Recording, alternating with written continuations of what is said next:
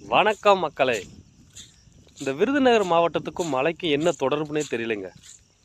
எவ்வளோ மழை பெஞ்சு விடுமுறைன்னு அறிவித்தாலே போதுங்க, அடுத்த ஒரு 5 செகண்டில் அடித்த புயலும் காணாமல் ஓடி போயிடுது.